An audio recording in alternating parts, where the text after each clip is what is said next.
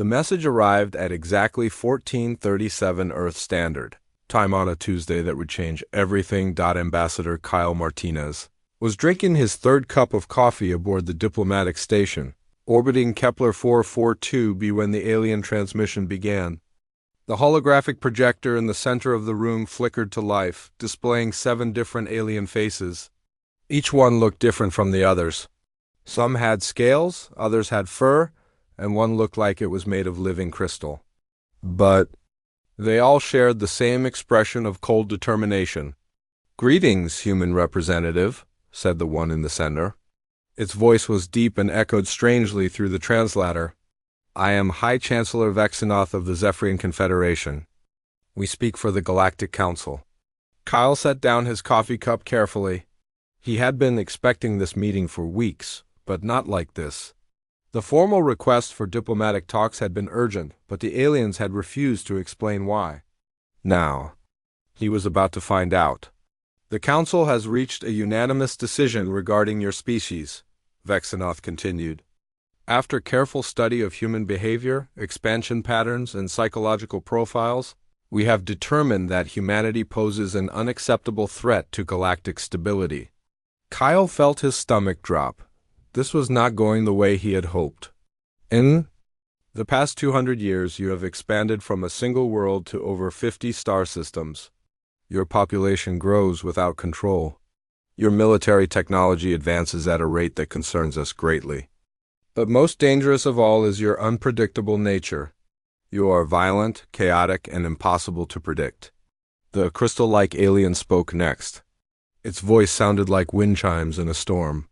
"Your species has shown a disturbing tendency toward conflict. You fight wars among yourselves even as you explore the stars. This behavior cannot be allowed to spread throughout the galaxy." Kyle opened his mouth to respond, but Vexenoth held up a clawed hand. "The decision has been made. The Galactic Council hereby declares war on the human species. You have 24 hours to surrender unconditionally. All human colonies will be disbanded. Your species will be relocated to a single world under Council supervision. Any resistance will result in complete extermination." The transmission ended abruptly, leaving Kyle staring at empty air, 3,000 light-years away. Captain Lisa Stone was conducting a routine patrol when her communications officer turned pale. "Captain, we're receiving a priority alpha transmission." "From Earth Command," Lieutenant Dan Cooper said, his voice shaking slightly. "It's marked for immediate attention of all fleet commanders." "Put it through." Lisa ordered from her command chair aboard the Earth defense ship Horizon. Admiral John Carter appeared on the main screen. His usually calm face was tight with worry. "All ships, this is Admiral Carter with an emergency briefing. As of 14:37 hours today, the Galactic Council has declared war on humanity." The bridge fell silent. Lisa felt her crew exchange worried glances behind her. "The enemy force consists of over 50,000 vessels from 7 different alien civilizations. They have given us 24 hours to surrender or face total destruction. All ships are to return to Earth immediately for emergency defense preparations. This is not a drill." The transmission ended, and Lisa stared at the blank screen for a long moment. "You heard the Admiral," she said finally. "Set course for Earth, maximum speed. And get me a casualty estimate for a fleet of 50,000 alien warships." Lieutenant Cooper's fingers flew over his console. After a few minutes, he looked up with a grim expression. "Captain, based on what we know about their technology, they could glass every human world in the galaxy within a week." "Maybe less," Lisa nodded grimly. Earth's total fleet consisted of barely 2,000 ships, most of them smaller patrol vessels like the Horizon. They were outgunned, outnumbered, and completely outmatched. Back on Earth, Admiral John Carter was having the worst day of his career. The emergency session at Terra Command had been going for 3 hours, and the news kept getting worse. "The Council fleet is massive," reported General Amy Brooks, head of Fleet Intelligence. "Each of their member species contributes between 5 and 10,000 ships. The Zephyrian Confederation alone has more firepower than our entire defense force. What about allies?" asked Secretary of Defense Ryan Clark. Surely some species in the galaxy will stand with us? General Brooks shook her head. The Council controls most of the major trade routes and communication networks. Any species that helps us would face economic isolation at best, military action at worst. We're on our own. Admiral Carter studied the tactical displays showing Earth's defenses. Orbital stations, lunar bases, asteroid mining facilities converted to weapon platforms. It looked impressive until you compared it to what was coming for them. Sir, interrupted a young communications officer, President Helen Brooks is requesting an immediate briefing for her address to the world. Carter nodded. The president would have to tell 8 billion people that they were about to face extinction, and there was very little he could tell her. To make that message any easier, 20 minutes later, President Helen Brooks stood in the White House briefing room, looking directly into the cameras that would carry her words across the globe. My fellow humans, she began, her voice steady despite the magnitude of what she was about to say. Today we received a declaration of war from an alliance of alien civilizations calling themselves the Galactic Council. They have given us 24 hours to surrender or face complete destruction. She paused, letting the words sink in across the world. They believe we are too dangerous to exist as a free species. They see our growth, our conflicts, our unpredictable nature as threats to their ordered galaxy. They are probably right about one thing: we are unpredictable, and that might just be our greatest strength. The president's expression hardened. Humanity will not surrender. We will not bow to threats. We will not go quietly into extinction. If they want a war, they will have one. And they will discover what happens when you threaten every human being in the galaxy. As her words echoed across Earth and its colonies, something stirred in the collective human consciousness. Something the aliens had never encountered before, and would never understand until it was far too late. President Helen Brooks ended her address to the world and walked directly to the elevator that would take her deep beneath the White House. The bunker levels that most people never knew existed were buzzing with activity. Military officers, scientists, and government officials moved with urgent purpose through corridors lined with quantum computers and communication arrays. Madam President, Admiral Carter said as she entered the main command center, we need to discuss our options. There's only one option, Admiral, she replied firmly. We fight, but first I need to know about Protocol 7. The room fell silent. Even Carter looked surprised. Ma'am, that's classified above my level, he said carefully. Not anymore. Authorization code Delta 779. I'm activating. Protocol 7 as of right now? Carter's face went pale. He had heard whispers about Protocol 7, but like most military leaders, he had assumed it was just another theoretical defense plan. Ma'am, are you certain? Once we activate that protocol, there's no going back. Admiral, we're facing extinction. There's already no going back. 15 minutes later, Dr. Alan West received the call that would change everything he thought he knew about humanity. He was in his laboratory at the Prometheus Research Division, a facility hidden beneath the Colorado mountains that officially didn't exist. Dr. West, this is President Brooks. I need you in the command center immediately. Bring everything on. Project Nexus. Alan's hands started shaking. Project Nexus was his life's work, but it was also highly classified.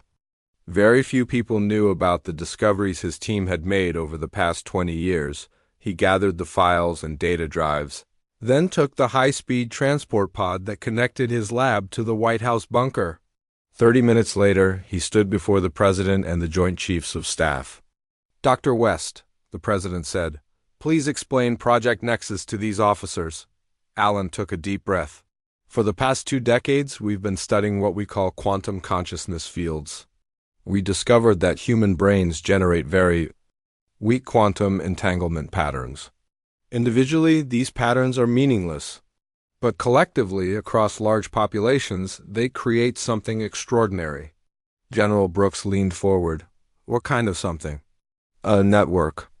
Every human being on Earth and on every colony world is connected through quantum entanglement at the subconscious level. When humans talk about gut feelings, intuition, or just knowing something without being able to explain it, they're actually accessing information from this network. Admiral Carter frowned. Are you saying humans are telepathic? Not exactly. It's more like a shared unconscious processing system. Think of it like this. When you're in a crowd and you suddenly feel like something bad is about to happen, your brain is picking up danger signals from hundreds of other people around you. But the Nexus network works across any distance, instantly. Dr. West activated his portable holographic display. It showed a three-dimensional map of human settlements throughout the galaxy, connected by thousands of glowing threads. Every human contributes processing power to the network without even knowing it. When one person solves a problem, the solution becomes available to every other human through subconscious pattern recognition.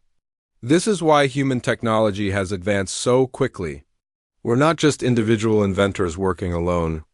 We're a collective intelligence that maintains individual consciousness. The military officers stared at the display in amazement. Doctor, said President Brooks, what happens if we activate this network consciously? We don't know. We've never tried. But our models suggest that humanity would become capable of coordination and tactical thinking far beyond anything the galaxy has ever seen. Commander Nina Blake was preparing her fighter squadron for launch when she felt it. A strange tingling sensation in the back of her mind, like someone had just turned on a radio that had been playing static. Around her, the other pilots were looking at each other with confused expressions. Does anyone else feel that? Asked Lieutenant Jake Miller before. Nina could answer. Admiral Carter's voice came over the communication system. All personnel, this is Admiral Carter. You may be experiencing unusual sensations. This is normal and expected. Humanity is about to demonstrate why the Galactic Council made a very serious mistake. 300 miles below, in a hidden facility, beneath Cheyenne Mountain, Lieutenant Sam Blake was watching his screens with growing amazement. Sam was Nina's younger brother, and he had always been good with computers.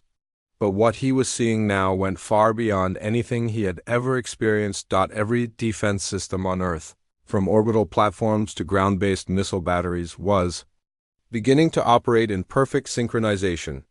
Not because of his programming, but because they were somehow coordinating themselves.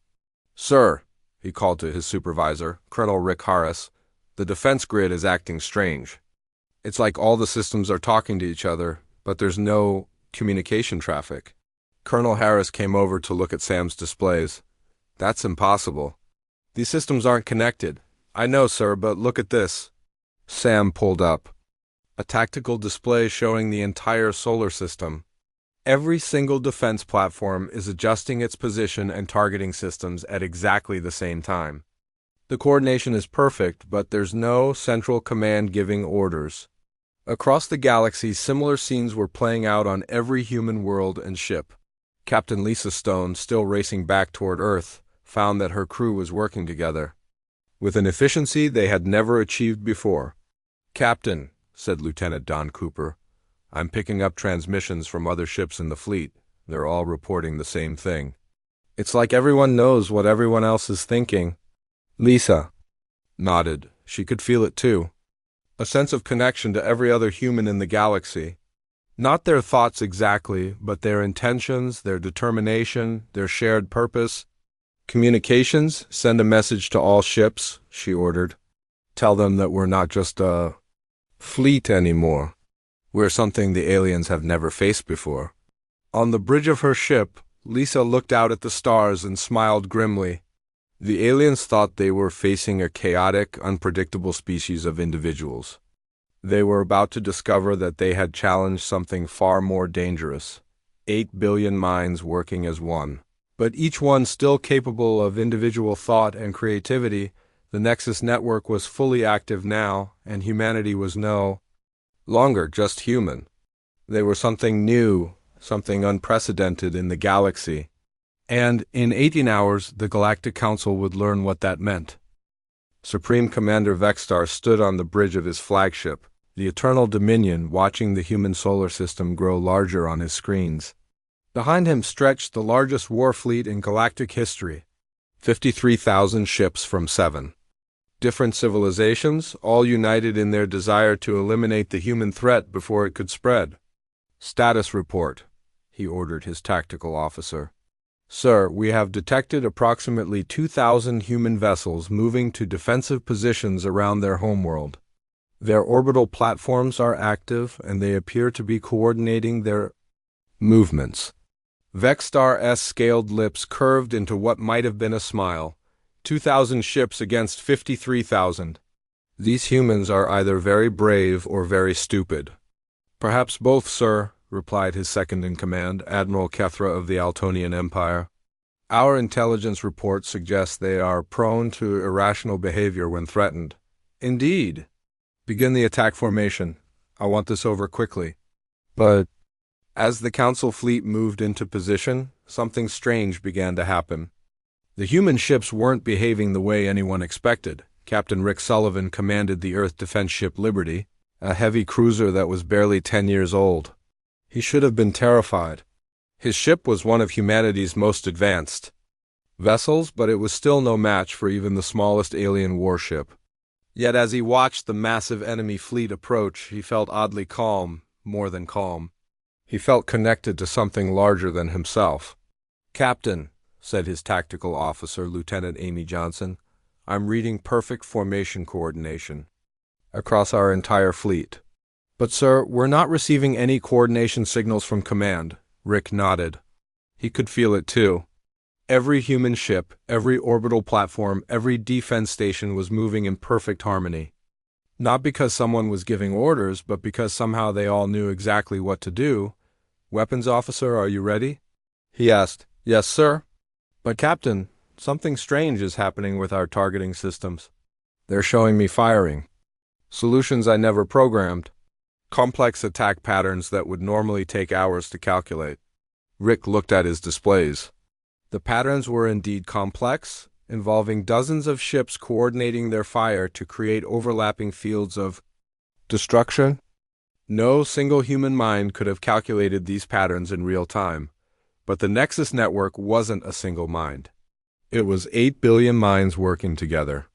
"All ships, this is Captain Sullivan. Execute Pattern Alpha on my mark." He had never heard of Pattern Alpha before, but somehow he knew exactly what it meant. Around him, his crew moved with the same strange certainty. Supreme Commander Vexstar watched in growing confusion as the human fleet began its first attack run. The ships were moving in formations that made no tactical sense according to standard military doctrine. They exposed their flanks, left gaps in their formation, and seemed to be heading directly into the Council fleet's strongest defensive positions.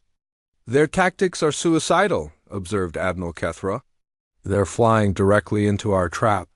"Wait," said the tactical officer, his voice uncertain. "Sir, I'm detecting something unusual. The human ships appear to be predicting our firing patterns." Vexstar turned to stare at his officer. "What do you mean?" "They're changing course exactly 3 seconds before we fire, every time. It's like they know where we're going to shoot before we do."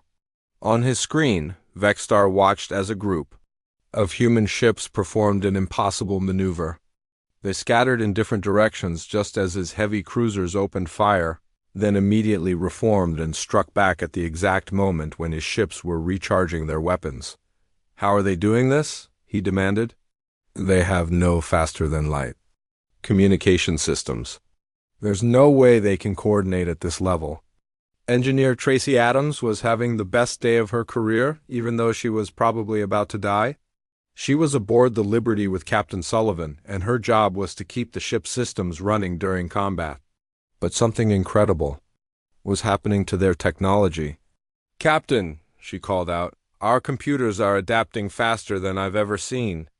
We just took a hit from an alien plasma cannon, and our shields have already figured out how to counter that exact frequency." "That's impossible," replied Captain Sullivan. "Our shield systems don't have that kind of adaptive capability." "I know, sir, but look at this." Tracy showed him her display. "The modification appeared in our system 3 seconds ago, but according to the network logs, The same modification just appeared on every human ship in the fleet at exactly the same moment. Captain Sullivan stared at the display. Are you telling me that when one ship learns something, every ship learns it instantly? That's exactly what I'm telling you, sir. And it gets better. We just captured some readings from an alien weapon system when they hit us. Our computers have already reverse engineered it and found ways to improve it. Those improvements are now spreading to the entire fleet. On the alien flagship, panic was beginning to set in. Sir, reported the tactical officer, we've lost 200 ships in the first hour of combat. The humans are adapting to our weapons faster than we can deploy them. Vextar could hardly believe what he was hearing. 200 ships? Against this primitive fleet? Sir, they're not fighting like individuals. Every ship seems to know what every other ship is doing. When we attack one formation, another formation appears behind us as if they planned it. When we adapt our tactics, they counter-adapt instantly. Admiral Kethro was studying the tactical displays with growing alarm. Commander Vextar, I think we may have misunderstood what we're fighting. This isn't a fleet of individual ships. This is a single entity with 2,000 bodies. That's impossible. Humans are individuals. Our psychological profiles confirm this. Our psychological profiles may be wrong, sir. On the Liberty, Captain Sullivan was coordinating with ships he had never spoken to before, using tactics he had never learned against an enemy he had never faced. And somehow, it all felt perfectly natural. Captain, said Lieutenant Johnson, the alien fleet is beginning to retreat. They're pulling back to regroup. Rick nodded. He could feel the shift in the battle through the Nexus network. 53,000 alien ships were retreating from 2,000 human vessels. It should have been impossible, but humanity had stopped being merely human the moment the network fully activated. They were something new now. Something the galaxy had never seen before. And the aliens were beginning to realize they had made a terrible mistake. 6 hours into the battle, Supreme Commander Vextar was no longer confident of victory. His fleet had lost over 15,000 ships, while the humans had lost fewer than 300. The numbers made no sense. His vessels were technologically superior in every way, yet they were being systematically destroyed by an enemy that should have been helpless. Status report, he demanded, his voice tight with barely controlled frustration. Sir, the human fleet continues to adapt at an impossible rate, his tactical officer replied. Every weapon we deploy becomes useless within minutes. They counter our tactics before we fully implement them. And sir, they're doing something else now. What? They're capturing our ships intact and incorporating our technology into their own vessels? In real time during active combat. Vextar stared at the tactical display. It showed human boarding parties moving through captured council ships while the battle raged around them. But what made it truly disturbing was the speed at which they worked. Major Kate Williams led her boarding team through the corridors of a captured Zephyrian destroyer. The ship's original crew had been taken prisoner, but that wasn't why she was here. Her job was to understand and adapt the alien technology for human use. Sergeant Davis, get me access to their main computer, she ordered. Already on it, Major, replied Sergeant Bob Davis. He was working at a control panel that looked nothing like human technology, but his hands moved over it with confidence. I've never seen anything like this before, but somehow I know exactly how it works. Kate nodded. She felt the same thing. The moment she had stepped aboard the alien ship, knowledge had flooded into her mind. Not her own knowledge, but insights from thousands of other humans who were simultaneously exploring captured alien vessels throughout the fleet.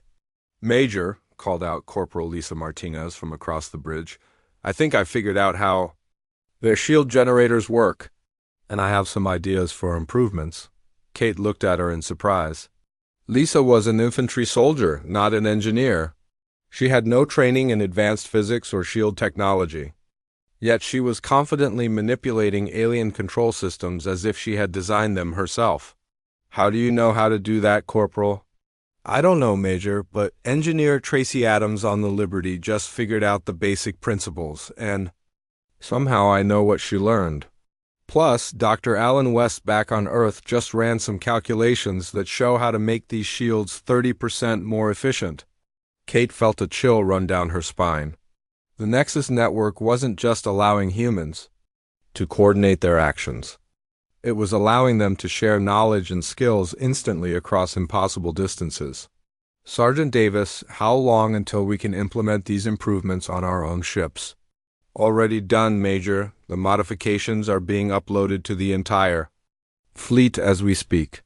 3 billion miles away, Dr. Paul Thompson was monitoring the quantum field fluctuations from his laboratory on Earth. What he was seeing defied everything he thought he knew about physics and consciousness. "This is impossible," he muttered, checking his instruments for the third time. "The quantum entanglement field is strengthening exponentially. The more pressure the network experiences, the stronger the connections become." His assistant, Dr. Carol Wilson, looked up from her own readings. "Paul, I think the network is evolving in real time. The stress of combat is triggering some kind of adaptive response." Dr. Thompson pulled up a holographic display showing the quantum field strength across human space. What he saw made him step back in amazement. "Carol, look at this. The field isn't just getting stronger, it's getting more complex. New connection patterns are forming every minute. It's like the network is learning how to be more efficient." "What does that mean for the people connected to it?" "I think it means they're becoming something more than human. Not less individual, but more connected. They're retaining their personal consciousness while gaining access to collective intelligence that grows stronger with every person who contributes to it." On the flagship of the Council fleet, panic was spreading among the command staff. "Sir," reported Admiral Kethra, "we've now lost over 25,000 ships. At this rate, the human fleet will destroy us completely within 12 hours. Supreme Commander Vexstar studied the tactical displays with growing horror. The human ships were no longer just adapting to Council technology. They were improving it, making modifications that his own engineers hadn't thought of in centuries of development. "How many humans are there?" he asked suddenly. "Sir, total human population, all worlds, all colonies?" "How many individual humans exist?" Admiral Kethra checked his intelligence files. "Approximately 8 billion, sir. Why do you ask?" Vexstar felt something cold settle in his stomach. "Because I don't think we're fighting 2,000 ships. I think we're fighting 8 billion minds working together." "That's impossible, sir. Humans are individuals. They don't have hive mind capabilities." "Look at the evidence," Vexstar said grimly. "Perfect coordination without communication. Instant adaptation to new technology. Knowledge sharing across their entire species in real time. They're not a hive mind, Admiral. They're something worse." "Worse?" A hive mind that thinks like individuals. They have the computational power of 8 billion processors. But each processor is capable of creativity, intuition, and independent thought. We've never faced anything like this because nothing like this has ever existed before." On the Liberty, Captain Rick Sullivan was beginning to understand what humanity had become.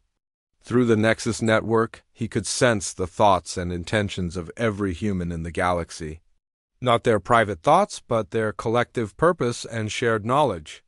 "Captain," said Engineer Tracy Adams, "I'm detecting something interesting. The alien fleet is beginning to fall back. But more importantly, their communications are showing signs of panic." Rick nodded. He could feel it through the network. The aliens were finally beginning to realize what they were facing. "Communications, open a channel to the alien flagship," he ordered. "Sir, we're receiving a transmission request from the enemy commander." "Put it through." Supreme Commander Vexstar's scaled face appeared on the main screen. His earlier confidence was gone, replaced by something that looked very much like fear. "Human Commander," Vexstar said, "I request immediate ceasefire for emergency negotiations." Rick smiled grimly. "You declared war on us, Commander. We didn't start this fight. But I think you're beginning to understand how it's going to end." Supreme Commander Vexstar found himself in a situation no military commander ever wanted to face. He was negotiating surrender after losing a war that should have been impossible to lose. Across from him on the communication screen sat Admiral John Carter, representing humanity in what would be the most important conversation in galactic history. Admiral Carter, Vextar began, his voice carefully controlled. The Galactic Council wishes to discuss terms for ending this conflict. Admiral Carter leaned back in his chair. Around him in the Terra Command Center, dozens of human officers monitored the conversation. But Vextar could sense something different about them. They moved with perfect coordination, as if they were all parts of a single organism. "You declared war on us 12 hours ago," Carter replied calmly. "You gave US 24 hours to surrender or face extinction. Now you want to negotiate?" "The situation has changed," Vextar admitted. "We underestimated your capabilities." "You underestimated what we are," Carter corrected. "You saw chaos where there was order. You saw weakness where there was strength. You thought you were facing a species of individuals. You discovered you were facing something entirely different." Colonel Steve Parker stood beside Admiral Carter, watching the alien commander with interest. Steve had spent his entire career studying alien psychology, but he had never seen anything like the fear in Vextar's eyes. "Admiral," Steve said quietly, "I think they finally understand what the Nexus network really means." Carter nodded. Through the network, he could feel the collective knowledge of every human in the galaxy. Military strategies from generals he had never met, scientific insights from researchers on distant colonies, tactical innovations from soldiers in the heat of battle. It was overwhelming and exhilarating at the same time. "Commander Vextar," Carter continued, "you have 30 minutes to withdraw all Council forces from human space. After that, we will consider any remaining ships to be hostile targets." "Admiral, please be reasonable. We have over 30,000 ships remaining. Surely we can reach some accommodation." Carter smiled, but there was no warmth in it. "Commander, in the past 12 hours you have lost 23,000 ships to our 2,000. We have captured and reverse-engineered your most advanced technologies. We have adapted your weapons to be more effective than your own engineers ever imagined. And we have done all of this while holding back our full capabilities." Vextar felt his blood run cold. "Holding back? Commander, did you really think 8 billion human minds working together would show you everything they could do in the first few hours of combat? We have been testing you, learning your capabilities, understanding your weaknesses. Now we know everything we need to know." On his flagship, Vextar turned to Admiral Kethra with desperation in his eyes. "Is it possible they have been holding back?" Kethra checked his tactical displays. "Sir, our analysis shows that human ships have been rotating in and out of combat. Ships that should have been destroyed have returned to battle with completely new weapon configurations. It's like they've been using this battle as a training exercise that cost us nearly half our fleet." Senator Mary Johnson was watching the negotiations from her office in Washington. As head of the Senate Defense Committee, she had been briefed on the Nexus network just hours before the battle began. Now she was witnessing the birth of a new type of civilization. "General Brooks," she said to the head of Fleet Intelligence, "what are our actual capabilities now that the network is fully active?" General Amy Brooks consulted her datapad. "Senator, our conservative estimates show that we could destroy the remaining Council fleet within 6 hours if we committed our full resources. But more importantly, we now have the technological knowledge of 7 different alien civilizations. Our manufacturing capabilities are adapting in real time to produce hybrid technologies that surpass anything the galaxy has ever seen. And our people? How are they handling the connection?" "Better than we hoped. Individual consciousness remains intact, but collective processing power has increased exponentially. We're seeing breakthrough discoveries in physics, engineering, and strategy happening every few minutes. It's like our entire species has become a single research and development organization." Back on the alien flagship, the Council of War was in emergency session.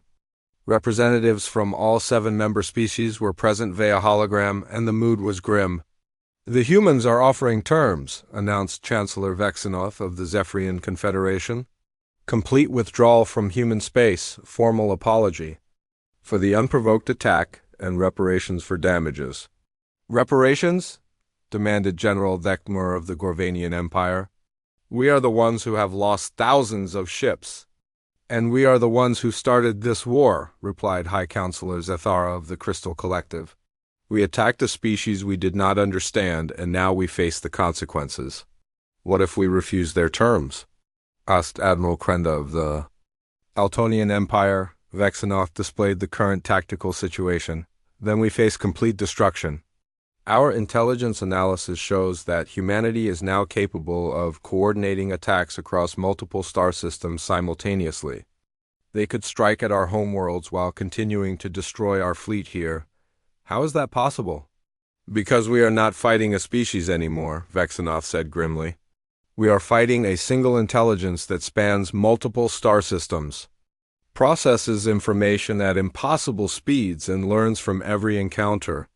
An intelligence that chose to remain individual rather than becoming a traditional hive mind. On Earth, Dr. Alan West was studying the quantum field readings with amazement. The Nexus network had evolved far beyond anything his team had theorized. The connection is stabilizing at unprecedented levels, he reported to President Brooks. But what's remarkable is that individual personality and creativity are actually being enhanced by the collective connection. People aren't losing themselves in the network. They're becoming more themselves while gaining access to collective human knowledge and intuition. President Brooks nodded.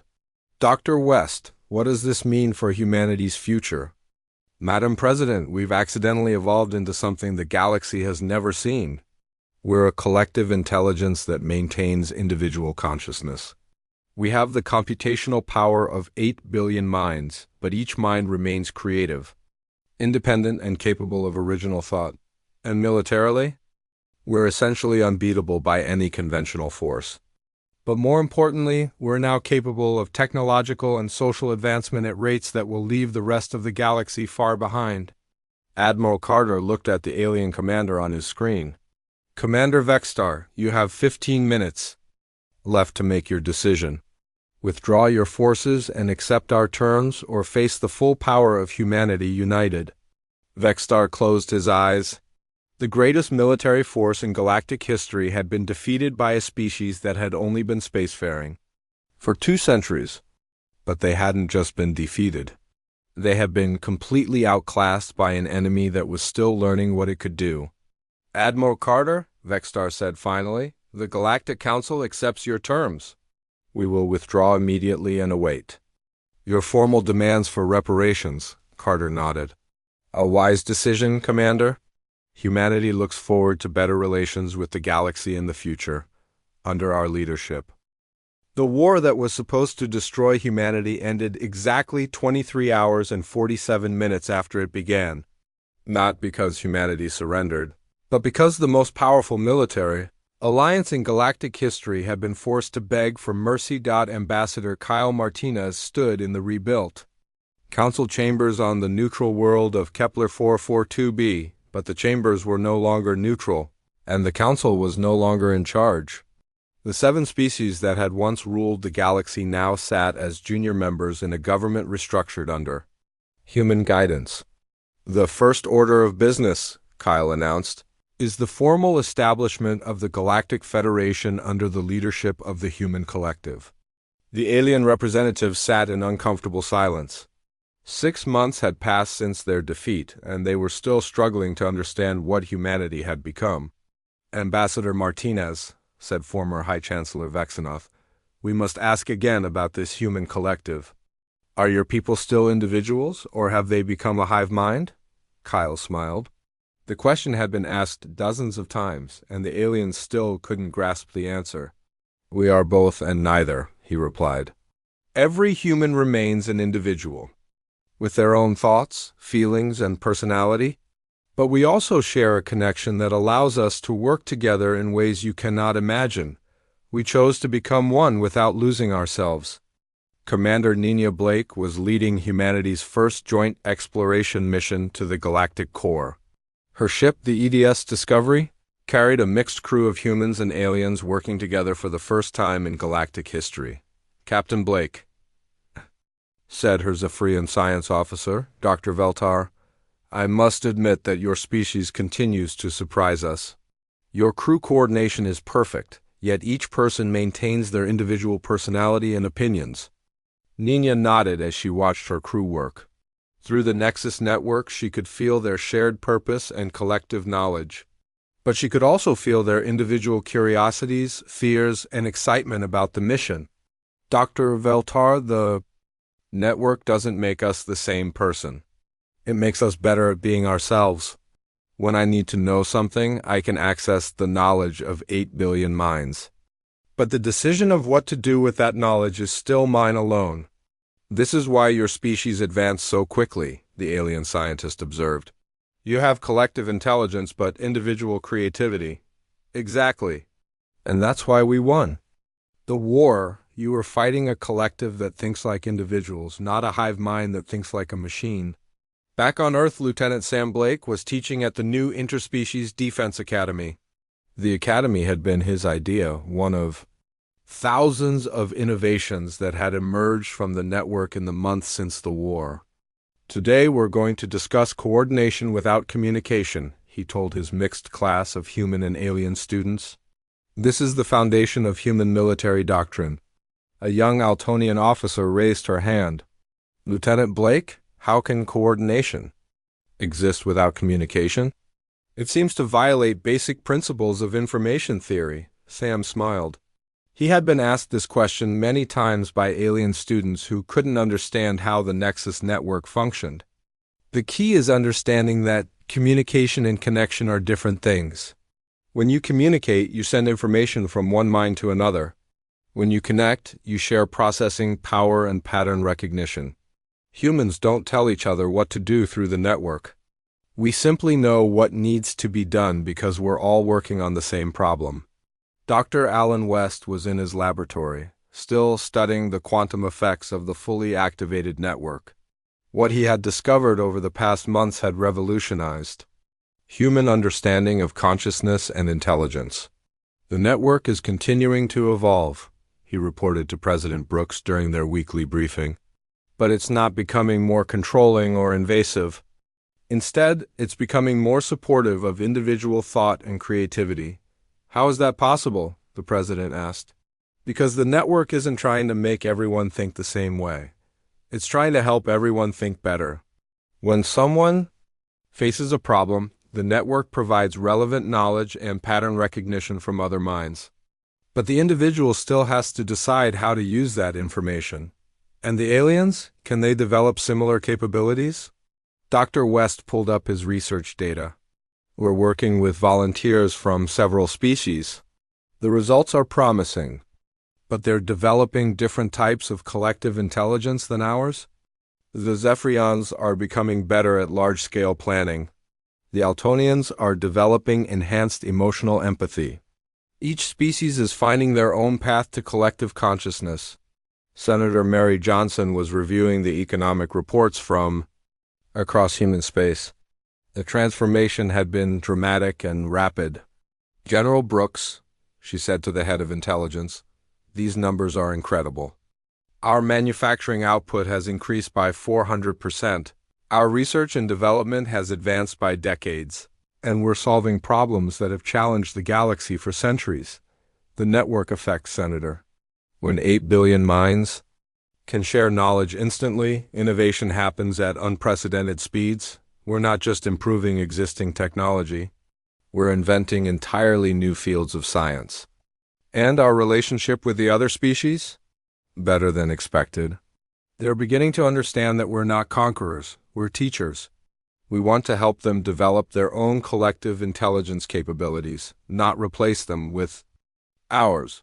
On the bridge of his former flagship, Admiral John Carter was meeting with Supreme Commander Vextar. The alien commander had requested the meeting to discuss something that had been troubling him for months. "Admiral Carter," Vextar began, "I must ask you something that has been weighing on my mind. During the war, you said that humanity was holding back. How much of your true capabilities did you actually use?" Carter considered the question carefully. "Commander, we use perhaps 5% of our potential military capability." The war ended so quickly because we wanted it to end. Quickly. We could have destroyed your entire fleet in the first hour if we had chosen to do so. Vexstar felt a chill run through his scaled skin. Why didn't you? Because destroying you would have served no purpose. We wanted to demonstrate our strength, not commit genocide. The goal was never to eliminate other species. It was to establish a new order based on cooperation rather than domination. And now? Now we're all working together to explore the galaxy and solve problems that no single species could handle alone. The war was necessary to establish our position, but peace is necessary for everyone to prosper. Dr. Alan West made his final log entry about the transformation of humanity 6 months after the war ended. The Nexus network has stabilized at optimal efficiency, he recorded. Humanity has become something unprecedented in the galaxy, a collective intelligence that enhances, rather than eliminates individual consciousness. We are 8 billion minds working as one, but each mind remains unique, creative, and independent. He paused, looking out at the stars where human and alien ships worked together on joint missions.